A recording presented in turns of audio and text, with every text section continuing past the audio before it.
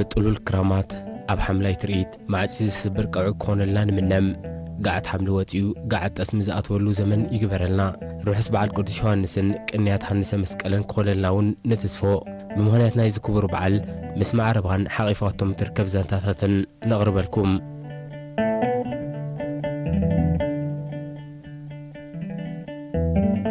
معربا أبن أزوبا سجنيتي تركب عدو خينا كابس مرا نابدو بواو مبراق أمس مرا صنعفة أب 55 كيلومتر تركينا تركب معربا بمبراق مسجنيتي بسمين مسعد بعر بسميناو معراب مسدقرا مرتو بمعراب مسعد غيح بدبوب مسحدش عدي بدبوباو مبراق مس عوانت زبه العدتات تدابو كاب صفح بحري كلتش 120 متر براخه وصيا تركب معربا وين رغاو كليمات ونن حزب معربا بخرمتاو زناب حرشان بمسنو زلمع جرادينن كمون بموغاسه ينابر سورم بقولن زانت اسايمان معربا كاب قدامو سفرتي ازبوتا استرخب مخانو نبرت معربا يحبرو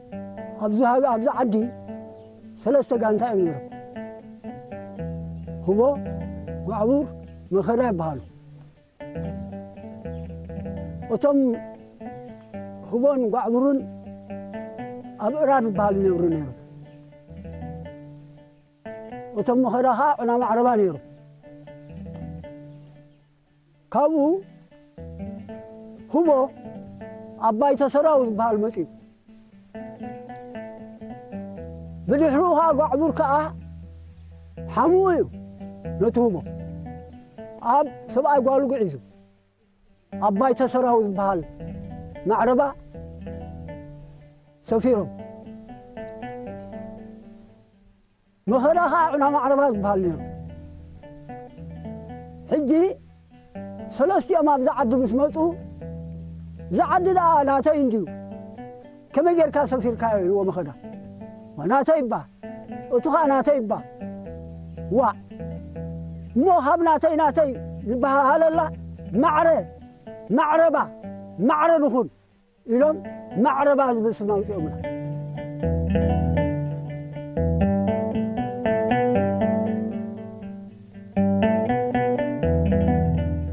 معربا كم كلاتن عدتات إيرترا أبستفلالي إوانات بمسافنت إثيوبيا بحافشة بمسافنت تجراي كا بفلاي استرهكت عديا دحيرون مجزات الطليان مريت بمجبات كونه بجودة عسكرنا زي ساقيا عدونيام مجزات الطليان بحيلتات كيدان تسعيرو متى إيرترا نبايتو ودو بحبرات هاجرات أبزم رحلو زنبر أوان إيرتراني إيرتراوان بمبال نحبرات مش إثيوبيا بتري كابس تقاومو أبوتات حدا رأس تسمايوم رأس تسمى ود كنتيبا أسبرون كوينوم حدا كاب إيرتراوان حربنياتات أبوتات منيروم رأس تسمى كاب أبوهم كنتيبا أسبرون انترال كاب ديهم وزيرو مارتو بشان شمونتا ميتن 7 تولدهم بشان 9 ميتن 64 كأ عارفهم عسما قاو بأم كنتيبا أسبرون نكون تقولوا كنتيبا أسبرون كلمة إليان مقطعو ناي أكلو جزاي مرحني ربي مرحني ربي عسما كابو بأم استمع هارون تلي فتحن فردن محدران نبي تخنتن بعميقو تمرت وسيع من كعوبهم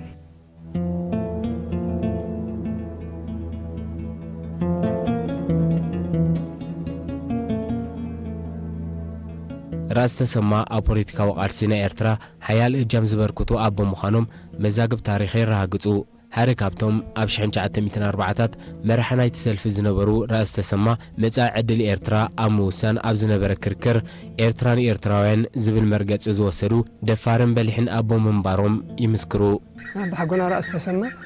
بزوح تاريخ زلوهم سبايم بزوح رأي زنبروم سبايم وين كابتي نحنا بعلال نسمعه أبتو جزي عدي زبهالو زنبرا جزي نهزبي أكيبهم أو زي بقولوا مجبي قريبهم بلعوا إلهم بس بلعوا تام هزبا خمين يروت مجبي إلهم لابز حتى لهم جزء طعم نيرو جن أو زي بقولوا خينو إلهم بسهم كا هو أو زي بقولوا مجبن هاجر زي بقولوا هزبن حدا زبل ملأختي كان زم حلال فلهم بتاريخ نسمع أبجزية جانهوي زأتولون جانهوي نع رخبني أبزبل لهم جزء هاي لسلاسة مالتي نع رخبني أبزبل لهم جزء السوم كأ ود عدي نقاشا يقبل نبر قاشان ود عدي أيقبلن زبل ملس خمسة هابوهم تاريخ يزنتو شعون زمر نبرنا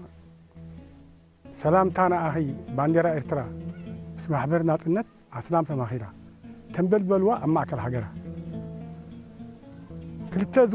كلتا زودنا قبل بحاديرا حملة واحد زودنا كي يحكي نافرا إلى ما دلدل ميزان أما أكلها أكلوا جزاي كم مقوتلا حماسين متحتت أبي قملا بعد عندن كلم كم محللا ترتير بنا كله قبلا إن كان رزوا عبيتنا وعلا أقوى تسلفوا تخلا خلولا نعاذر الرزق وذر إشالة أكر إنديو هاجرنا محبيرة خليم ليه كيح بحري حيجة عسن بالقبلت عد قيحيلة إلى توم حلفت حجر تثاني مسبارون تزيرت كرنا قدة نغفة أي حديق الليلت عدي خليم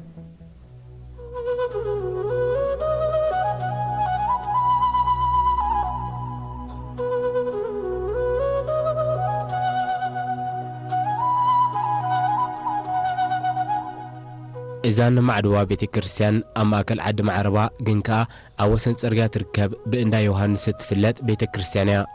إذا بيت مقدس ملقت زحزة أجاباتها نتأكم زلواي من قبل علي ويون أبرخ زبل بوتاهم كم استعذب كرت خرط إرترا زحزة تريد يمثل إذا بيت كريستيان بخل مداوي قعزو ببقر معوالة النار عيت زمتت كوينا كن مزن عزو بوزلنا زمنا وقداتنا نتا كالغرصن أقاومان كم زنبرا تغماتو معربا يحبرو أبتي أب مسارتو مسأكم إذا أبز حالته مجمع تخلقون كله هدوما ينيرو إذا هدوما زيا كم بقى سخوينا أبشين شمون تبيتن 4 بقز شحن شمون تبيتن 5 فرنجي تهدمو جمي رابسي أستات 207 حدا عمت أصير الله كابز موصل نخلاي جزية بخنف عسى بقوم تصريبو بخنف عسى تسريحو نازي بتكسيان زي أبشحن شمون تبيتن 50 حدا بقز كوينو بفرنجي خاشحن شمون تبيتن 8 فرنجي تسريحو بان كأسيلو نسال ساي جزية بخبر رأس تسمى أصبرو أبتو وانتي أما جزء الياني دقيات يمنيرهم معرقهم أب جزية مجزء إنجليز رأس تسمى أبيل معمول أكو زاي رأس تسمى بولواني نخالاي جزية زهنسازي سالساي جزية زهنسازي كسرح تجميرهم ما أزي زهجي أبشحن 910 شمونتن أبزي مندق سنو دالو بفرنجي خاشحن 926 فرنجي مغلتي كساب حجي 9 شمونتن عمت أوزير إذا خسرت كل خسرح كله انتهي يتمال أخت نيرو مال أخت له كله ببادي كنا كويتان رأسي بوليتيكانيا يمنيرهم مال أختي عدي هجراو يمنيرهم إرتران بحالي يمنيرهم إذا خا كله أمشي قالهم سلسخونه كله بهوتي إذا بتخسيان قفي لهم أبزي أسريعهم حزبي عندما عربة إسقاط فلت ناولو كويتان يسقون فلت ناتبالي لا ترددوا بتحدى بوليتيكا منقصاص خيرو بتحدى امان هايمانوت سلازنبرو بتخسيان كادو كينمو اذا ملأخت زي جنتايو لا بتخسيان زي ابز وان خسرح كلها ودي حرو انتاي مسيو اذا قصروا بتخسيان كامسي اذا قصروا بتخسيان زي خسب كون كلو انتايو لك كارتا ايتراك جيروم سريحمو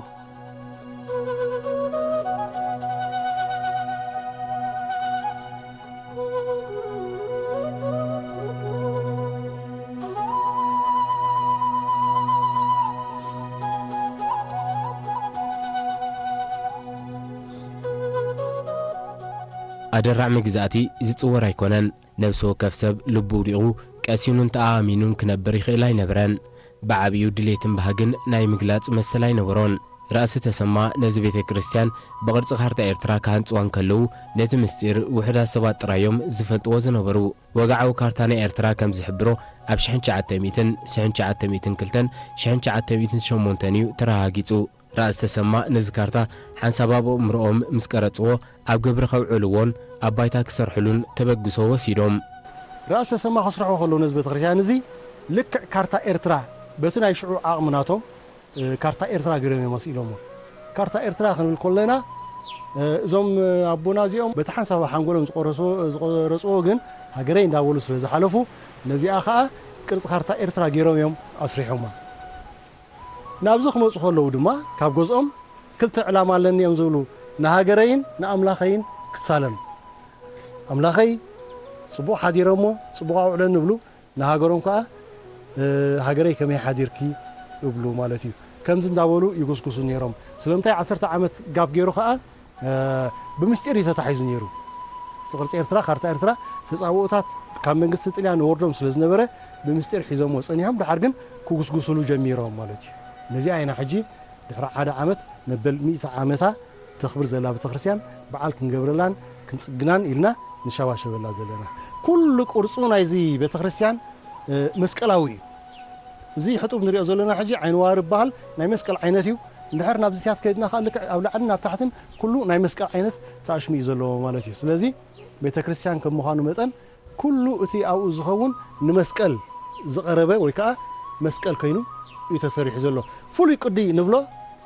እንታይ እዩ እዚ ዓበይቲ ደናጉላ ክሳብ 4-5 ኩንታል ዝኸውን ደናጉላ ካብ ሰገነይ ተጸሪቡ ዝመጸ ከም ሓወልቲ ኮይኑ ብደገ ከም መካበብያ ኮይኑ ዘሎ ስጋብ ላዕሊ ወፂኡ ዘሎ ከመይ ገይሮም ሰኪሞም ከመይ ገይሮም ወጽኦ ነይሮም ኣብቲ ግዜ ተኸኣ ብጣዕሚ ዘገርም እዩ ንኣብነት ዘን ማዕጾታት ናይ ፍኒ ስራሕ ሕጂ ካብ ሽዑ 100 ዓመት ገይረና ኣሎ ማለት ሽዑ ምስ ሃንጻይ ማለት እዩ እዚ ማዕጾ ዕንጨይቲ ነይሩ ድሕሪ 10-20 ዓመት ፍልሖ ገለ ምስ መጹ ተቐይሩ ማለት እዩ ስለዚ እቲ ፍሉይ ዝገብሮ ሓደ ኣብቲ ቀራርጻ ኣብቲ እምኒ ኣብቲ ዓረ እምኒ ኣምጺኦም ከምዚ ምባሎም እዩ ካልኣይ ከዓ እቲ መካበብያ ኩሉ ቅርጺ ኤርትራ ንኽኸውንን እሞ ከዓ መስቀላዊ እንዳኾነ ብምሉኡ ብዝሪኡ ሓደ ዓይነት ቅርጺ ሒዙ እኸይድ ኣሎ ማለት እዩ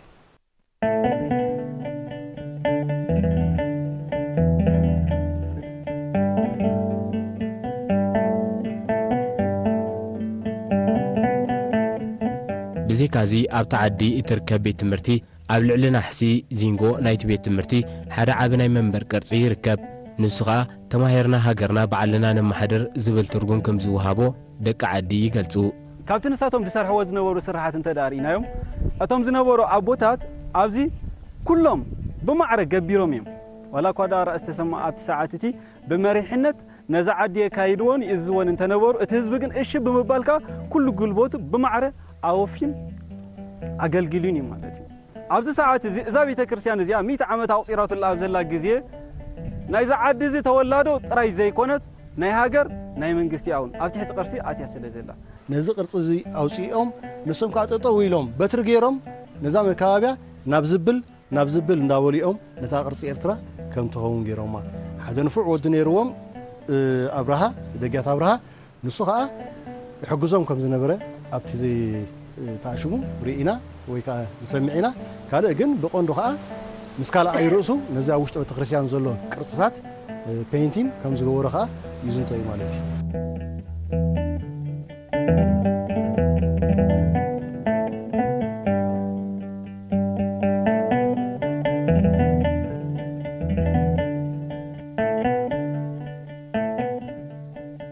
ውሽጣዊ ክፋል እዛ ቤት መቕደስ 3 ክፍሊ ዝሓዘዩ ምእመናን ደው ዝብልሉ ክፍሊ ቅኔ ማህሌት ኣብ ካልኣይ ገጽ ካህን ወይ ዲያቆን ዝቅድሰላ ቅድስት እታ ሳርሰይቲ ድማ መቕደስ ተባሂላ ትጽዋዕ እዚ ማህሌት ስብሃታት ካህናት ስብሃታት ዝቆምሉ ማህሌት ሊቃውንቲ ቤተ ክርስቲያን ናይ ባሪር ዝቆምሉ እዚ ቅድስቲ ከዓ እዚ ቅኔ ማህሌት ከዓ ናይ ቅኔ ማህሌት ጣኑ መግበር ክወርድ ከሎ ማለት እዩ ኣብቲ ድሕሪ ቁርባን ክወርድ ከሎ ቅኔ ዘውድቁሉ ሊቃውንቲ ቤተ ክርስቲያን ናይ ቅዱስ ያሬድ ሳልሳይ መቕደስ 5 ቅዳስያን بساعات صوم تخوينه خافرق معلت سقاف ساعات كلته نقول تخوينه خاف ساعات حموش جميرهم سقاف ساعات شمنته قداسي حموش تقداسيان سقدسلو زغلغلولو ناي بيت كريستيانا حق سرعات زبصحلو سلازي بيت كريستيان زي እግዚአብሔር አምላኽ ዳ ባዕሉ ኣብ ኢዶም ነይሩ ኮይኑ እዩ ከምዚ ኢሉ ትከለምበር ብኢድ ሰብ ተሃኒፁ ክትብል ንዓኻ እፁብ ኢልካ ኢኻ ትሓልፎ እንመና ብኡ ምስኡ ስለ ዝተቐመጥና ግን ለሚድንያ ስለ ዝኾንና ኢና እምበር እስካብ ሕጂ ናይ ሚእቲ ሓደ ጎደል ከምዚ ኢሉ ሓደ ዓይነት ከይረኣየ ክፀንሕ ከለውን ብጣዕሚ ናይ እግዚኣብሔርን ናይ ቅዱስ ዮሃንስን ቸርነት ብጣዕሚ ነመስግኖ ከምዚ ኢሉ ንታሪክ ክፀንሕ ከሎ ከይተበላሸወ ቀፅሩ እኳ ናይ ምብልሻው እንተረኣየ ውሽጡ ናይ ምብልሻው ከይረኣየ ዝፀንሕ ከሎ ፀጋ ቅዱስ ዮሃንስ ፀጋ ናይ መድሃኒ ዓለም ሓይሊ እሞ ቤተ ክርስቲያንና ብክብሪ ዝገልገል እዩ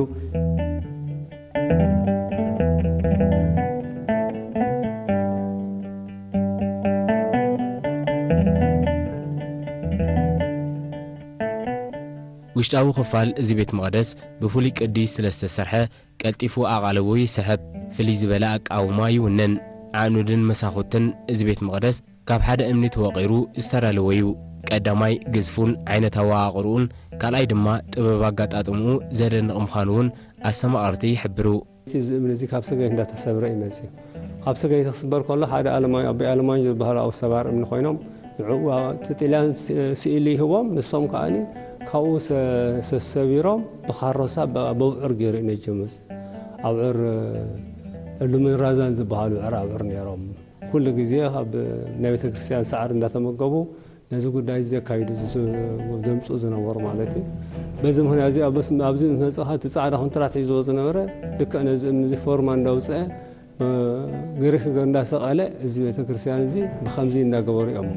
ሰሪሖሞ እቲ ኩሉ ግን ብናይ ህዝቢ ሕብረት እቲ ካብ ጎቦታት ከይተረፈ ብማእሲ ብመሰላ ገይሮም ተሸኪሞም እንዳምፁ እምኒ ብከምዚ እንዳገበሩ እዮም ነዚ ቤተ ክርስቲያን ሰሪሖሞ ኣዴታት ሓመድ እናምፃ ኣቦታት እምኒ እንዳጓረዩ እቲ ኩሉ ግን ብጎይታ ራእሲ ንሶም ከዓ መንበሮም ተኺሎም ባዕሎም ኮፍ ኢሎም እዮም ዘስርሕዎ ነይሮም እዚ ስለዚ ኣብ ዓመት ጀሚሮማ ልክ ኣብ ውሽጢ ሓንቲ ዓመት ከዓኒ እዛ ቤተ ክርስቲያን ፈፂሞማ ማለት እዩ ቤተ ክርስቲያን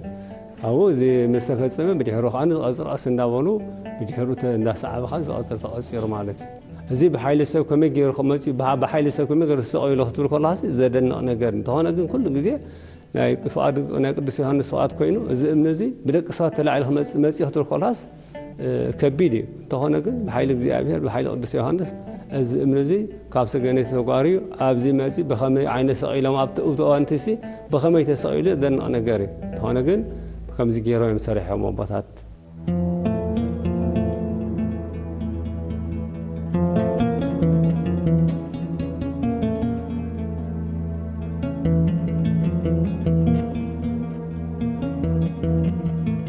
እዛ እምደርቁ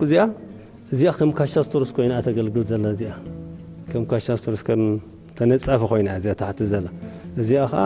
ካብዚኣ ንታሕቲ ሓንቲ እምኒ እዚኣ ካብዚኣ ንላዕልኻ ክሳብ እዚኣ ሓንቲ እያ ካብኣ ክሳብ እቲኣ ሰለስተ እምኒ ኣለዋ ማለት እዩ መጨረሻ ራብዓይቲ ተዓባይ ቀስተ ደመና ዘላ እሳ ራብዓይቲ እያ እዚአን ኣርባዕተ እዚአን ከምዚ ቆይመን ኣምደ ወርቂ ተባሂለን ዝፅዋዓ እንደገና ናይቲኣ ዝመፀት ናይዚኣ ዝመፀትን ንክልቲአን ተዋሲበን ኣብቲ ማእኸል ዘላ መዋሰቢት ተዋሲበን እዚአን እንታይ ኮይና ቀስተ ደመና ኮይነን ኣምደ ወርቂ ተባሂለን ዝፅዋዓ እዚ እምኒ እዚ ተፀሪቡ ብስነ ስርዓት ተለኪዑ ተፀሪቡ እዩ መፅኡ ተሰቒሉ ማለት እዩ ኣብ ባይታ ከሎ ዝፀርቦ ፀሪቦም ለኪዖም ይሰቕልዎ ማለት እዩ ብከምዚ እንዳገበሩ እዮም ሰቒሎሞ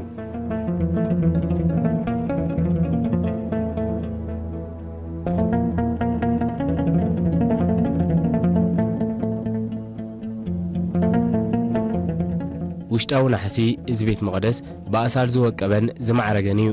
ብዝተፈላለየ ቅዲ ዝተቐብኡ ስለ ዝኾኑ ፍሉይ መልክዕን ግርማን ይህቡ ብተወሳኺ ኣብዚ መንደቕ ንታሪኽን ገድልን ናይ ዝሓለፉ ቅዱሳን ኣቦታት ዘርእዩን ዝነግሩን ኣሳእሊ ይርከቡ እዞም ኣሳእል ኣሳት ሓደ ዘመን ዕድመ ኣሕሊፎም ክንሶም ክሳብ ሕጂ ከይሃሰሱን ከይተባላሸውን ይርከቡ ቤተ ክርስቲያን ምስ ተሰርሐ ሽዑ ተሳኢሉ ስእልታት ኣብ ላዕሊ ብሃረግ ብጨርቂ ኮነ ብገለ ኮነ ኣብ መንደቕ ተሳኢሉ ዘሎ ስእልታት እዚ ከዓኒ ደጊያት ኣብርሃ ምስ ሓዎም ነጋሽ ዝተባህለ እንዳኾኑ እዮም ነዚ ኩሉ ቅርፅታት ስኢሎሞ ዘለዉ እዚ ብከምዚኦም ሰሪሖሞ ዘይመባላሸዎ ግን ላዕሊ ሰላታ ስለ ዝኾነ ምንም ራህዲ ኣይገብርን ራህዲ ስለ ዘይገብር ሕጂ ትስእል ክባላሸ ይከኣለን ብከምዚ ማቴነላ ከይተረፈ ብልዓልቲ ኮይንዎ ዘሎ حرقن أتي بيت كريستيان هدمه سلازم مسألة قرصو زينغو خنقبرو تبهايلو زينغو تغيرو تو كريستيان بر دارغا بخاشستر صاحب لا تهدي مزالو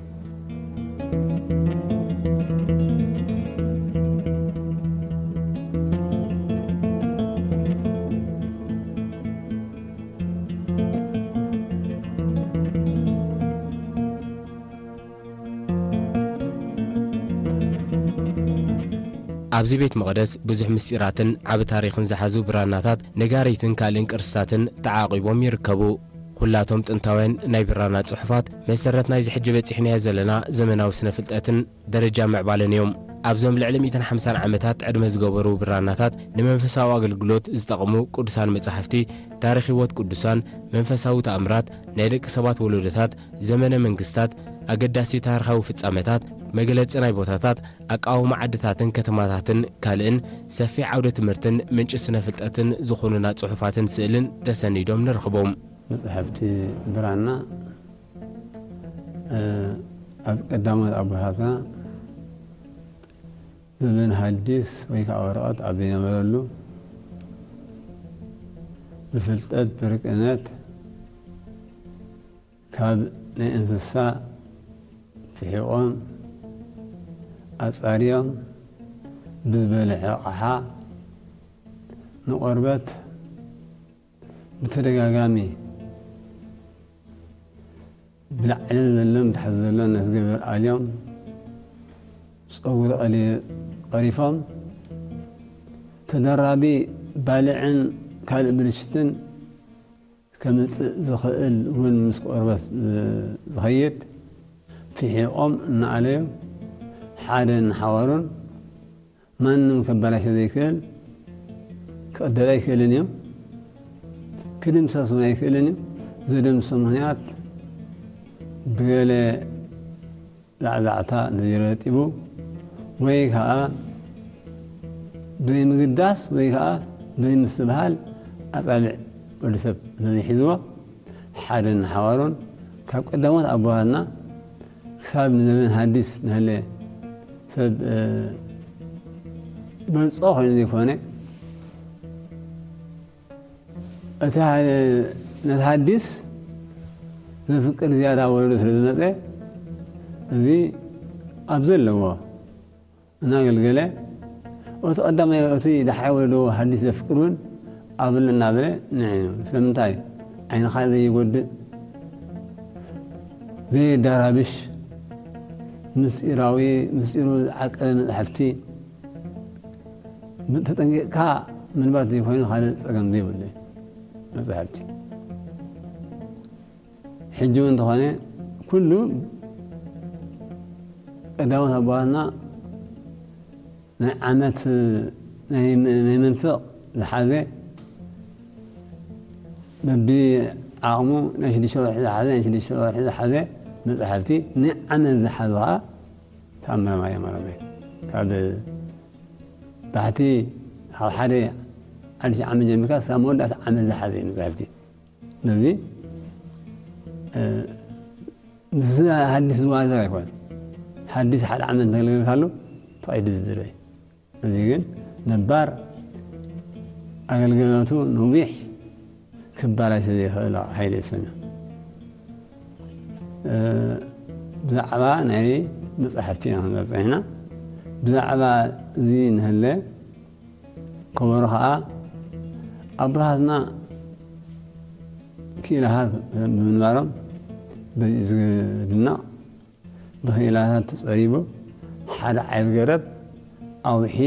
ክንመ ንኽእል ማለት እዩ ዝያዳ ካብ ኣውሒ እዩ ተኣግሮ ዝርከብ ነይሩ ካብ ኣውሒ ፀሪቦም ክልተ ኣፉ ሃ ዝበለ ከበሮ ንህለ ብሓደ ኣፉ ሃ ዝበለ ከዓ እዚ ነጋሪ ተባሂሉ ይፅዋዕ እዚ ነጋሪት እቶኦም ከም ንሪኦ ከም ዓሚቕ ነገር እዮም ፀሪቦም ናፃርቦኦም እፁብ ነገር ይኽደል እዚ ከዓ ምስ ዝኸይድካ ቆርበት እንህለ ካብ ናይ ዘርጎደ ዝረቐቐ ቆርበት ጌርካ ፅቡቕ ንምንጋር ብቑዕ ይኸውን مآس كي مآس يقلقل هنتا وينها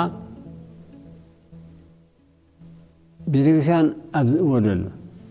مآس ما أبدأ ودلو تنسائي فقرب على ذي تابوت كون كله عبيت بعلات أبدأ خنلو مسمهاليات مسؤولات إذن قارزها بخيراتات بذلو مروة يهرم صبو معرقن كنيتن قاية